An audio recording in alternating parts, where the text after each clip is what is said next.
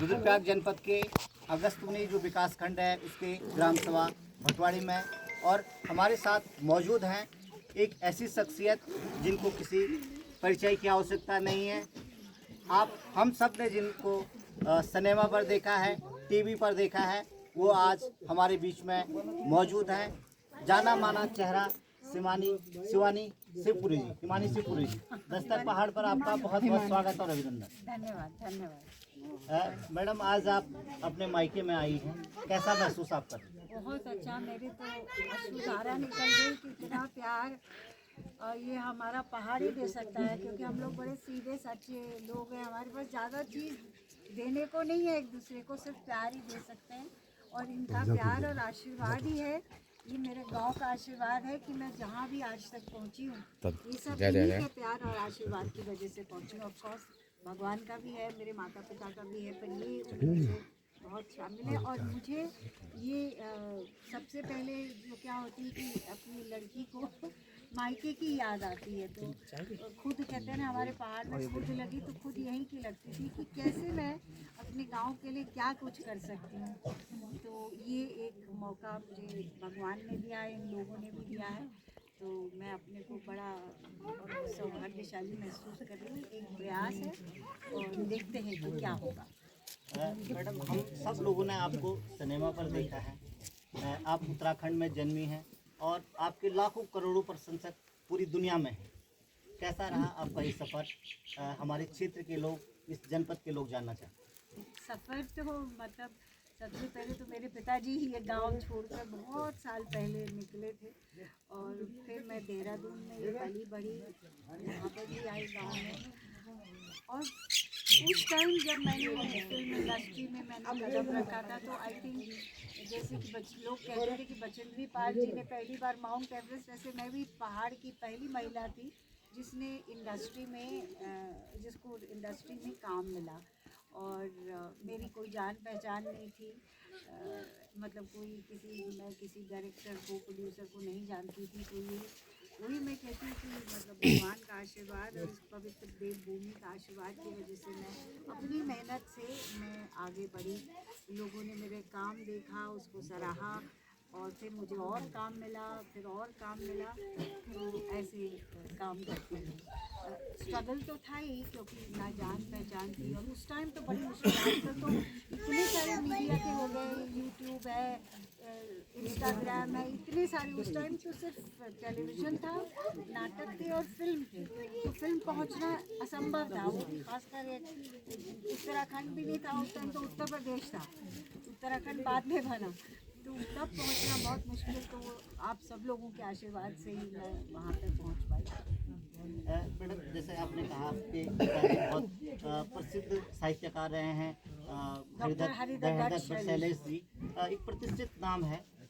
आपने हिंदी साहित्य की अगर हम लोग बात करें या गढ़वाली साहित्य और अंग्रेजी में भी आपने बहुत सारा आपका लेखन का कार्य आपने किया है। आपका गढ़वाली के प्रति, गढ़वाली भाषा बोलना, समझना और गढ़वाली में वार्तालाप किस हद तक आप कर पाते हैं? देखिए, क्योंकि मैं ज़्यादातर बाहर ही रही, इंग्लिश मीडियम से पढ़ी हूँ और फिर उसके बाहर रही, लेकिन मेरी चाची और जितने भी चाचा वगैरह सब गढ़वाली बोलते थे, तो समझती तो हूँ। और इस बात के लिए मैं हमेशा प्रयास करती रहती हूँ, गढ़वाली गाने, गढ़वाला म्यूज़िक, और जब मैंने इंस्टा में भी करती हूँ तो गढ़वाली रील्स बनाने की, मैं गढ़वाली फिल्मों में भी काम किया, गढ़वाल कुमाऊनी में भी गोपी बिना में किया, और यहाँ पर ही देवप्रयाग में शूटिंग हुई थी, इसकी निशम की बेटी ने किया था उसमें। और सुमन जी, श्रीदेव सुमन हमारे बहुत बड़े, मैं तो मानती हूँ कि गांधी जी को जितना जानते हैं उन्होंने भी उतना ही बलिदान दिया, पर लोगों को पता नहीं है उसके बारे में। तो मेरा ये प्रयास हमेशा होता है, मैं लोगों से बात भी करती हूँ, मैं ये करना चाहती हूँ कि एक तो गढ़वाली सिनेमा हमारा आगे बढ़े, जैसे कि अपना साउथ का है या अपना कलकत्ता के लोग थे, हमारी गढ़वाली सिनेमा लोग देखते, तो हॉल्स भी नहीं है, बहुत प्रॉब्लम्स है, लेकिन मेरा सपना है कि गढ़वाली सिनेमा भी, अपना पहाड़ी से उत्तराखंड का सिनेमा भी उस लेवल का है। और जो हमारे नाटक, इतनी अच्छी अच्छी कहानियाँ हैं हमारी मलेथा की, अभी हम उस गांव से पास कर रहे थे, तो मलेथा की जो वो है की फूल की है, और भी कई कहानियाँ हमारे मालवी शाह, राजूला, हमारी फोक म्यूज़िक इतना रिच है। उसके बारे में मैं आपको बताऊं कि मैं और अनुपम खेर जी हम लोग ये ट्राइबल, एक तो हमारे को भू कानून तो होना ही चाहिए और हमारे को ट्राइबल जनजाति का दर्जा मिलना चाहिए। तो जब हम एक वहाँ था, वो सारे स्टेट से प्रोग्राम्स आए हुए थे, हमारे उत्तराखंड से कुछ नहीं था। तो मुझे तो बड़ा अफसोस हुआ। तो मैंने आके मुख्यमंत्री जी से भी बात की थी, वार्ता की। मुझे उस बात का बहुत अफसोस है कि हमारी स्टेट से कोई रिप्रेजेंटेशन ही नहीं था।